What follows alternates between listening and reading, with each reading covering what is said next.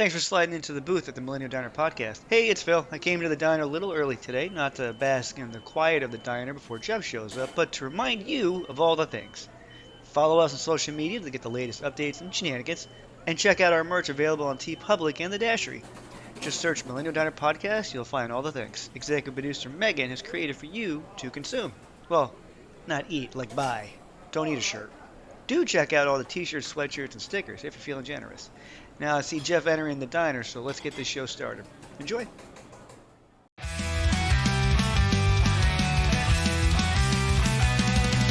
Jeff and Phil, they take the stage. Two voices wise beyond their age. Spin vinyl tales of old punk days. Rock and rebel in caffeinated haze. Millennial Diner. Welcome to the Millennial Diner podcast. This is Jeff. I'm here at the diner with Phil, as per usual. We're getting ready to have some coffee, talk about some punk and emo. Actually, we're going to be talking about some pop punk. Actually, we're talking about the grand cause of pop. No, what are they? The Grand Poobah? Grand Poobah. Well, we're talking about Green Day today. What would you categorizing them? Because you got the Greek. For pop punk, I always think pop punk great grandfather is always going to be the Descendants. Yeah, I guess that's true. I mean, they're a little older than Green Day, or just a bit, like a few years older. Not much, yeah. Yeah. Nonetheless, we're doing Green Day. This is one of our episodes. We're going to rank all the Green Day albums. There is a lot. A lot going on here. A lot going on. 14 albums, which is... When did that happen? But here we are. 14 albums by Green Day. They just put one out last year, 2024, so can you only imagine that number 15 is a few years away. But till then, we're gonna go down the list. We're gonna go back and forth. First, we're gonna order some food. Flo, I'm just gonna do some scrambled just egg, that vegan egg, maybe some hash browns on the side there, and I don't know, vegan peanut butter milkshake. How about that? Sounds good. And a coffee, of course. Oat milk on the side. Phil, what are you gonna have? You can put the coffee inside of the milkshake. Sorry, that would be. No, it will melt. That'd be gross. Okay. I think I'll have let's see, black coffee and rye toast with a little bit of butter. That sounds pretty good. Sure does. Sure does.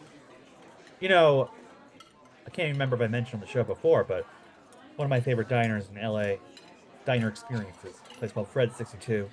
And early on, when I was there, one night I went in there and Trey Cool, sitting in a booth, an arm around. Really? Some friends. It was a nice time, and I was really excited, and I was like, wow, Trey Cool eats at Fred 62. Was he cool? He's very cool. That's the whole point of Trey Cool. But I will say, as we go down this list, we're going to start with our 14. I'm actually starting with 14, 13, and 12. They're all rock bottom for me. And okay, I get behind this concept. I'm going to dive right in. Okay. So, yeah, go ahead. Go. Okay. So what do you have at 14? Is Trey Cool? Talking about Trey Cool reminded me of the album Trey, and my bottom three of the Green Day catalog are Uno Dos Trey, a triple album experience that they tried to do in, what was it, 2012, 2013? 2012. I think it was 2012. Yeah. This was post 21st Century Breakdown, which is kind of like the sequel to American Idiot in some ways, spiritual sequel. And then they kind of were like, we did the rock operas, now let's do this. And I wish they hadn't. I agree. I wish they hadn't. Uno Dos Tres, I feel, is such a big ego adventure that even when they put out a 4-pack, they have to add the additional album Quattro. I feel like they only put out these 3 albums to get to the joke of Trey, right? I feel if you packaged, it's so bloated, all 3 of these, with crap. Such crap that you can take. Yeah, there's so much. So much filler. There's all 3 of them have filler. You actually probably could have made a really decent album if you take in the best songs from the 30, I think it's like 36, 30, 40 songs. If you just took the best ones and put them on a single album, you would actually have like one of my favorite Green Day songs ever, which is Brutal Love, is on what, Dose, I think. Yeah. Um, that's an amazing song, but it's hidden behind all that crap. But so I just feel like if they had taken Uno Dos Tre and just condensed it down to Uno, but with a better name and all the best songs, you probably would have had a um, pretty good album out of it. I really do. Well, you could also just called it Uno Dos Tre is the name of the album. You know what I mean? Yeah, yeah, you could Still have. could have You didn't had have. your joke. You could have still had your Trey joke. Yeah, I mean, look, Green Day are master songwriters, so it's not like you can put it on and it's not like your ears are gonna hurt. Like Yeah. they're finely written songs, they're fine. Hmm. It's Hmm. just something again, like we talked about this on the Thursday episode. There was a lull for them Yes. at a certain Yeah. point. And this to me is technically it's like the second lull for Green Day in their career, I would think. Yeah. But I their agree. first lull produced one of my favorite albums. So I don't we'll get to that later. Spoilers ahead. Uh Spoilers ahead. Uh, but but yeah, that's it for well, so that's your 12, 13, and 14. But still, despite all of that, I would still rather listen to any one of those albums than the Father of All Motherfuckers. I have Father of All Motherfuckers as the bottom of the barrel. I I don't think that's technically its name, Phil. what technically is its name? Father of All Motherfuckers. What is its technical name? Its technical name is Yeah, Father of All of Mine, I thought. Oh, it is the Father of All Motherfuckers. Oh, it is. it I is didn't Father know of All that. Motherfuckers. I thought it was just Father of All. No, no, no. They fully. That's the full name. They couldn't advertise it as so. It was Father of All. If you know it, it's Father of All. Dot dot dot. Because there's one more word coming, which is motherfuckers. And you would think I would love an album with that title, which I do love the title. It's a great title. That album, I cannot stand that album at all. I dare say it's one of the albums I actually was like, wow, I hate this album. It also had the unfortunate release date of February 7th, 2020. I remember it coming out, That's true. Doesn't hurt. That didn't help. That's correct. and it came out. I remember listening to it, and I actually enjoyed it for what it was. Yeah. It's a very short album. The songs are very short. It felt like to me, I was like, is this Green Day trying to like become a TikTok band? I don't know what's happening I, here. He sings differently on it. It's a different octave, but like I was like, I still again, the songwriting chops are there. yeah. It doesn't sound like a Green Day album to me though. No, I don't even. It's like like I said. We joked around on Thursday. I'm like, yeah, it's okay for bands to try and change it up a little bit, and try something different. Not in this case. This one I just don't like. I just was like, I don't get it. I don't get the unicorn. I mean, the unicorn with the rainbow vomiting. That's fine. It is what it is. I just was like, I don't get this, and no, I'm all set with this. What's next? That's it. That was my and then, what next was the pandemic. So Right. That's the thing. They never really got to do like the Father of All tour. right. Um, oh yeah, Father of All dot dot dot. Yeah, I like Junkies on High. I like that one. Like I was a there's teenager. Teenager is a cool song. I mean, again, I think these are interesting songs. It doesn't feel like a Green Day album. it feels like an album you dropped to get out of a contract. That's what it feels like. It would be, Which is but weird, but they stay with they didn't get Reprise out. the entire. Yeah, they didn't get out of a contract. But so like, I guess maybe he was just kind of stuck feeling and wanted to try something a little different. And I'm just, I'm not here for that. But that's fine. If someone, I'm not gonna, like I said, I'm not gonna yuck someone's yum. If they love it, go ahead and love it, and I appreciate Father that. of All Motherfuckers. That is actually my number 14, 13, 12, 11. 11. Okay, all right. Yeah. So we're kind of Uh, in the same boat, right? yeah, Yeah. yeah. I just flipped it. So I mean, father of all MFers or just motherfucker are we is not a cursing fant. on this anymore? Oh no, we're absolutely cursing on this. Fuck yeah, we're doing it. But I feel like it is such a great title. It really is. But then just gets lost in and that's it. You know what? I'm gonna throw a bet out there for our Millennial Diner podcast listeners. I have a feeling this is an album, old man Phil, like really old man, not current old man Phil, but like next level old man Phil. I think he's gonna have a rediscovery of this album someday. You That's my think? Yeah. yeah. 65-year-old Phil is gonna be like, I think oh, so. I think Jeff that's was what you'll be right. ready. I think you'll be ready for it then, and you'll be like, they knew I would need this album one day. I would need this album one day. Yeah, I no, this is truly am the father of all motherfuckers. Okay. What do you have for number 10? Oh, there we go. This is where we're gonna get. Jeff and I were talking about this, and I know there's gonna be dissension somewhere, and maybe it starts here. I have number 10 is 21st Century Breakdown. I think this is another album again where I'm like, when it came out, I was like, wow, this is really cool. And then at the older and more distant I come from it, the more I'm like, I just don't. It's okay. It's okay. I don't go back to it. That's what I've realized. I don't go back to it. I feel you, but that's not my number 10. That's fine. That's fine. What do you have for number 10? My number 10 is 39 Smooth. Very nice, smooth. Okay. This was their base technically their first album. Again, uh they were what was their original name? Sweet Children? Sweet Children. Yeah. This was probably right around the time they changed from Sweet Children to Green Day. Um Hmm. Again, you listen to early Green Day, you hear the DNA. It's all there, especially in the next album. Oh, absolutely. Yes. But for this one, it's still a little bit raw. They're still figuring it out, but it's definitely Green Day. Um, I've had this album since I got into Green Day in the mid '90s, so I've had it for a long time. I probably only listened to it a handful of times in my entire life. It just doesn't grab me It doesn't grab you. No. like the Mm. next one does. As Well, but that's like my opinion with 21st Century is it just like I get it's a concept album. I just feel like American Idiot did it better as a con though very different things, right? I do get that. They're two very different stories. And I don't know if then by proxy because it's by comparison, I always naturally go put one against the other. Um, yeah, I just feel like I just don't. I mean, maybe it's just me, but like I just kind of don't get it. Um, that's on me. I'm not gonna blame it. Again, you love it. Knock yourself out, guys. But 21st Century breakdown for me is just it's just not there. it's funny, Phil. It did fall because at one point I thought it was a.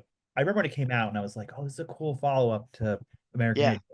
And yeah, they also, added songs from this into the musical for the Broadway show. right. There was a couple like 21 Gun Salute, things like that. And, I think those songs are really great. I think the message is cool. I love the album cover, the shadows of the The cover's really cool. Yes, the cool cover and good title. um Again, a great good title. title, yeah. But yeah, this actually ends up at number 9 for me. Um yeah, it's funny. This album is 2009, and then the next album we'll talk about. These are the albums where I start to feel like Green Day is trying to use the Green Day code to make Green Day albums. Yes, yes. I know what you mean with yes, right? I just feel like at this point, so 21st Century starts it Yeah, where I think where all of a sudden there's a definite formula they're using and they repeat it a lot. Um, and like I feel like Billy keeps going for like hooks, right? right, Like trying to get, like opening a song with like a hook instead of every other album prior to that, which was really about getting four chords together and just making a punk song. Like he was trying to make rock songs. And I right. think that was a very big difference between that and uh pre 21st century or like American Idiot forward or back in time. Let's go do that. And then 21st century and forward. Um what did you give? You gave number 9. So my number 9 is Well, actually, actually no, I it. gave it number 8. I was off. Yeah, Oh, 39 Smooth was my 9. So I was just you mentioned 20th Century Breakdowns as yeah, your yeah. Okay. now we're on your 8. My 8. No, I didn't do number 9. Number 9 was I have, let's see. Hang on, quick math, I kids. thought We're you gonna had go. 21st Century Breakdown as your 9. That was number 10. I thought Uno was your 10. Uno was 11, 12, 13, 4. Oh, my math is off. That's why. Um, Okay, I hang think on, we need a recount. We need to hang reestablish on, where we're at. recount. Yeah, hang Okay, on. I'm gonna recount. my number 14 is Trey, 13 Dos, 12 Uno. 11, father. Wait. Wow. So, folks at home, this is why Jeff and I got into music and not math. Because neither one of us can do it. So yes, I have Trey. Work my way down. 14 forward for Jeff. Trey, dos, uno, father of all motherfuckers. I have 39 smooth and then 21st century. So that's 14 through 9. All right. So that I see the math is off. See, again, guys, this is why we got into music and English, not I'm doing the fingers are mathematics. closer. We needed some coffee, and Flo is just not getting to us. So I went to the back there, and I just went behind the counter, picked up a coffee pot off the burner, brought it over to the table. I I feel appreciate like that you if I'm did here that. enough, Yeah, I could do that, right? we've been here enough times. I'm absolutely certain we could do Well, this. find Yeah. out. If I'm banned next time, you know why. Okay. So here's where I'm at. 14 through 12, Trey Dos Uno, Yep. Father of All 11, 39 Smooth 10, 21st Century Breakdown 9. That's correct. My nine. Oh, so I will give you mine now. So Yep. 14 down to, and I'll give you end up with the nine. Mine is Five of All Motherfuckers, number 14. Then we go Uno Dos Tres, that's 11 through 13. Number 10, 21st Century Breakdown. And my number nine, Revolution Radio. I do like this album. I do. At this point, we're starting to get into splitting hairs kind of thing, but I think it is a kind of a generic-y sounding Green Day album, right? Again, I think for me, this is where Billy's really trying to do like hooks in the beginning and getting away from. And I listened to them and like, man, I wish they sounded like old Green Day, where it was just like four chords kind of put together. It wasn't really about hooks so much. There's a lot of great songs on it. It's just for me, it just kind of falls into the back. We're number nine. It's going to be Revolution Radio. Well, I'll pick up from there because that's not my number 8. That's your number eight. Okay. Very similar. I think again, this was the album that came out. I remember listening to it and being like, "Oh, okay, they're being political. They're doing all the Yeah. things that Green Day does really well." There's a songs about like mass school shootings, Bang Bang.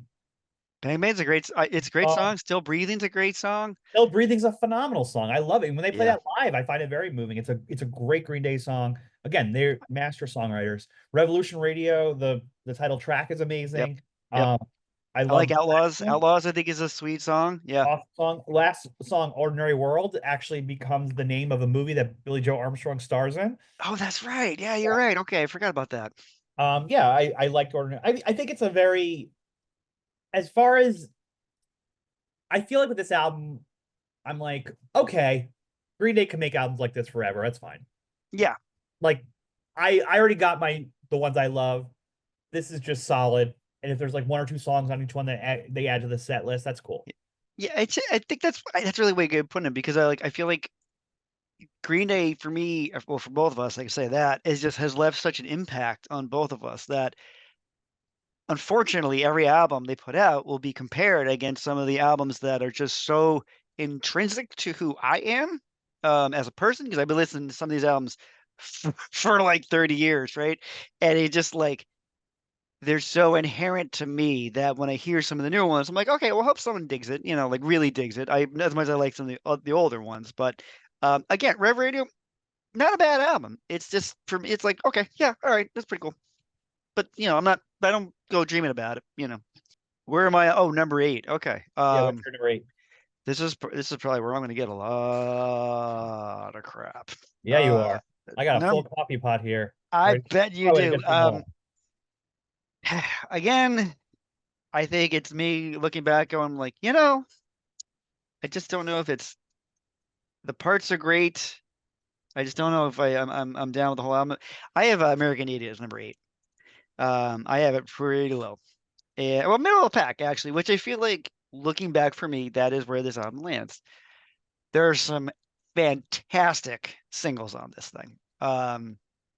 The two 9-minute songs by themselves are fantastic. The lead track of American Idiot is amazing. Holiday is amazing. But it's not an album I routinely go back to. And I think that to me, that says a lot when I don't go back to an album a lot. I'll go to the individual songs, right? But I won't go back and play the album start to finish. Just because it's got a couple tunes on there, I just don't like, just. But that's what I have for number eight. I went for Wow. American Idiot. I'm gonna respond. Thank you all for listening to Millennial Diner podcast. Unfortunately, this is the end of the show. Here's the end of the show, kids. So yeah. No point in continuing. We live in absurd times, and that's the only reason I can think that maybe Phil has gotten. I get it. I mean, we're in very stressed. The term American Idiot goes far these days, and it really does. I know. I told you, I'm not making friends with this one. No. You yourself are an American idiot. The hate mail, like you haven't gotten hate mail to New Hampshire in a long time, Phil. Long time. I am calling on our listeners, our followers. Get your pens out, get angry, write those letters, send them to Phil in New Hampshire. Let him know how Let's wrong go. he is about his placement of American Idiot. That being Yep. said, now I'm going to get some letters from a lot of hardcore old school Green Day fans because my number 7 is Yeah. Plunk Wait, did you just 1992. say Kerplunk is number 7? Number 7. Ooh. Oh Yeah. boy, here we go. So I'm also now ending the show apparently for Yeah, Phil. apparently the show is over. We're now going to end it on Jeff not liking Kerplunk at That's all. not what I So that's not what I said. I didn't say I didn't like it. I just no, there this is there's what's great other about Green this. Like, Day albums I like more. why is there? Well, see, that's what I say about American Idiot. I don't know. What do you not like about Kerplunk? Or why is Kerplunk in the middle of the pack? Which is fine. It could totally be there. I get that. But why do you have it there? I think that because what Kerplunk is proto Green Day. Mm, There are hmm. songs on here that are some of my favorite Green Day songs. 2000 Light Years Away is one of my favorite Green Day songs. Christy It's an Road is amazing one of my song. favorite Green Day songs. You Great know, song. uh, who wrote Holden Caulfield? Sweet Children is a great song. I mean, it's a great album, But just not as good as Dookie for me. 100%. And it is a raw pop punk album, and this band is bigger than that, and that's their legacy is bigger than that. So for me, it falls number 7. This is where the deviation begins, my friends at home. Number 6. Number 6. I'm gonna go back to no, not number 6. I'm sorry, number 7. My number 7. My number 7. I'm gonna go back to the year 2000. I'm gonna do Warning as the my number 7. Um, I actually I like this album. I feel like it's a fun transitional album for the band because we got to bring in a whole bunch of new elements, which is like this is where I was okay with them trying something different, right? Because I think this was successful, where there is the song with Billy playing a mandolin on it. Like there is it brings a whole different sounds. Like Deadbeat Holiday, I think that opens with this kind of like fadey sound, like echoey sound comes into it. Minorities on there, which is the main song. For the first time, Green Day ends with like a true acoustic song, um, which is Macy's Day Parade. I just feel like they were trying for something here, and then here this time it's successful. So I have Warning at number 7. Some would say it was just them trying to be the replacements, but So that is fair. I can totally see people saying that them trying to be the replacement with that they're one. not the replacements. They're Green Day, and that is a Green Day album. Yep. Okay, Number 6 for you, sir. number 6. Number 6, I'm going with 97 Nimrod. Nimrod. Yep. 1997 Nimrod. Nimrod is a phenomenal album. I love it. I don't go to it as much. There are songs I return to more than others. Yeah. Obviously, is probably best known for having Proper title, please. Good Riddance. Good Riddance, Time of Your Life. Not Time of Your Life. Good Riddance. That's bullshit. Yeah. It's Good Riddance. Time of Your Life. That's the proper title. Yeah, And the few times I might gatekeep on that one is that getting that title right. yeah, I think it's a really strong album. It was kind of like it kind of is Green Day has a lot of moments like this where they kind of hit really big, then they kind of recede a little, and they hit Yeah. big again. This was them Yeah. hitting big again, right? Like the Yeah. album before that didn't do as well as Dookie, even though it did really well, and we'll talk about that soon enough. But like Yep. it felt like this put them back on top again. Yeah. And they were trying stuff in it. So spoiler alert, I have that as my next one. Which is also Nimrod number 6. I have for that is it's again a transitional album. Which feeds into Warning, right? Because they had like a ska song on Nimrod. They have like a surf song. They did like a hardcore punk song with Take Back, I think is the name of the song. Like Things they were like that. trying, yeah, they were trying stuff at this point, but like also they knew how to write banger singles to get interest in the redundant, really good. Arguably one of my favorite Green Day songs ever, which is "The Grouch," is on this album, and it opens with a pretty slick "Nice Guys Finish Last," which I always thought was kind of hilarious that was That was what it was. So yeah, we share that one. Number 6, both Will and Nimrod. Well, let's see what happens on number 5. Now we're in the top 5, kids. This is where the rubber's going to meet the road, or some other funny analogy. Well, number 5 for me, Here we go. the follow-up to Dookie, Insomniac. I like this album so much. Jeff. On a certain day, this could be in the top 3 easily. Yeah. Today Yeah. it's not, but it could be. It's their angriest album, It's so angry, that album. and Yes, that's sir. what I love about it. I think that the story, I guess, for this one was they were the first band of this level of this world to get to this level, the seismic level. Right. And they got labeled with that term that used to be thrown around a lot in the 90s, sellout, and they were rejected from their punk community because of it. And, Insomniac is really fueled by that. Yep. They wrote a whole song about it. 86. Yeah, they Mhm. were 86 from the scene. But that's not my number 5. I know. My number 5, you say I know? Yeah. If there's one thing I know about Phil is Insomniac is not low on his list. Not below on my list at all. Number 5 for me is going to be Saviors. We're going to go to the most recent album by them. I love the return to form in this, where I feel like they got kind of away from the hook stuff and kind of just went for like just write good song, right? Just write 4 chords, put them together. There was a lot of I don't know. It felt like they put effort, a lot of effort and direct energy into creating a great album. And again, there's also the return with them working with Rob Cavallo. Yeah. Which, if we've learned anything from a couple episodes we've done with Green Day on the podcast, is they should always work with Rob Cavallo. I agree. That was your number 5? That was my number 5. All right, number 4 is Saviors for me, so I'll jump There in. you go. There you go. Jump in. Saviors, I can't believe how much I love this album. Like, I didn't think I was going to, but I was like, because at this point, I've been like, all right, fine. Bother motherfucker. It wasn't good. Revolution Radio. Yeah, okay, fine. It was okay. It was pretty okay, and then with Uno Dos Tre before that, I was like, basically, I kind of lost the belief that Green Day can like put out a banger of an album. Yeah, I agree. I think right? we were in the mid period. Yes, that lasted for a decade. Mid albums. Yeah. But and I thought Revolution Radio was what their vibe is going to be for the rest of the time. Right. So Saviors to me is weird. It's obviously it's big album, but it's a little raw. Yeah. I feel like that punk edge is back into it. I think the songs are just beautifully written. I mean, they're just perfect pop songs throughout. They're sweet, they're sad, they're angsty, they're all this stuff. I mean, I absolutely love 1981. That's an awesome song. Yes. Susie Chapstick kills me. It really, really hits me in the feels.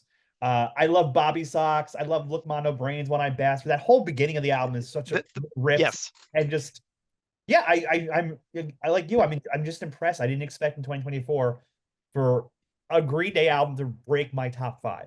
No, I did not have that on my my bingo card, that would be a thing to happen. I find that kind of amazing. No, didn't see that coming. Did not see it coming. All right, what do you have number 4, Phil? I'm gonna go to the literal other end of the spectrum. And for number 4, I have 39 Smooth. I have their very first album. Because to me, there's so many great songs on it, and I can't get away from how infectious that album really is, and all the great stuff that's on it. So, all the things you said, but I'm moving it up in the line. All right. That's my number 4. Or now we're in the top 3. Here we go. Top three. Do you want to do the top 3 or just leave it at that? Just call it a day. Just call it a day. We'll just end it right here. Ended anyway. Like we're never. Oh yeah, no. This is, if anybody's listening at this point, this is like the secret track that no one knows about. This is like off Dookie. We got a secret track going. All right, so we have number 3 here.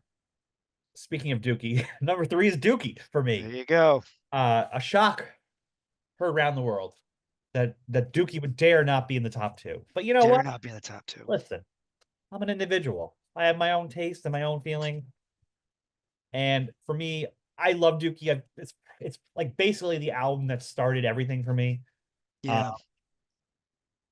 I mean, the songs are absolutely classic. it's it's I don't I have nothing else to say about Dookie because I said it all in our episode. You should That's have. true. No, you know what? You're correct. Dookie is the number three. That is the number three. I mean, again, it's surprising. You'd be like, what do you mean? How can this album, this influential moment that erupted in 1994, how could that possibly be number three? It's like, well, because it is. Because it's not their best. It's not their best. It's an amazing album. I listen to it. Look, the top five I listen to often. Like that I do. These are albums I will continually go back to. So for me, number three was just number three. It's just Dookie. Now I'm like going back on what you haven't said yet, and I'm like, oh, Yeah, I certainly have yeah. those a little lower than where Oh, you. yeah, yeah. This is we learned a lot about each other in our We friendship. learn a lot about here. Here. So what? Jeff, what is your number two album? Well, let this be a warning to you, Phil, that Yeah, that's the what I was taste is thinking. different than you. Yeah, warning is number two for me. Um, It's a good album, man. It is. I you know this was the other lull. This was a very special lull because this was a lull that allowed me to see Green Day in a way I never thought I would get to. Oh, They were that's a good way of putting that. they Yeah, were playing smaller venues. This was I mean, after Nimrod, this Nimrod was 97. This was what, like 2000? 2000, I think. Almost. Yeah, 2000. Yeah, it just felt like it felt like they were getting older, which was exciting. And that's why like I think a lot of people throw the replacement um ideas at them that they sounded like that. But like I love this album. I love Church on Sunday. I love Good song. Warning is a great song. I love you mentioned Macy's Day Parade to close it out. I also it just again, like, if Green Day had gone down, continued down this route, I would have been okay with that too. I'm like, oh yeah, you're getting older. Like, this is where you're in your 30s now, boys. It's time to grow up a little bit, I guess. But yeah, it might just be also a time and place for me too. That it just Yeah. Well, that's what we've learned by doing this is a lot of the times where albums land at times and places, right? Ask me on any other day, this list is probably the top half of this list is probably a little different. My bottom half of the Green Day list is pretty secure. Uh, but yeah, I I just want to also call it the song Waiting, one of my favorite Green Day songs by far. great And song. and yeah, so also this to me was a breath, a calmness before they were about to reimagine their entire legacy. So They're about to drop it on everybody and their mother. Number two for me is gonna be Kerplunk. I am mhm. gonna put Kerplunk there.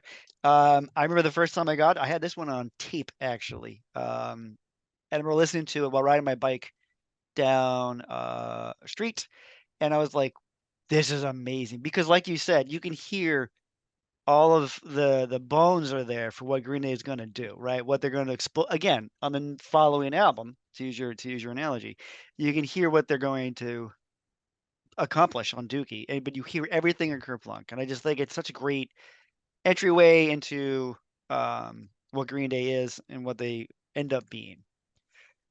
All right, Jeff. So tell me why I'm wrong that American Idiot is not number one, at least for me. Why is American Idiot number one for you? Because it's their masterpiece. Yeah. This in when history looks back at Green Day, this is the album. This is an album that came out in response to basically, I guess it was like the Iraq War, right? Yep.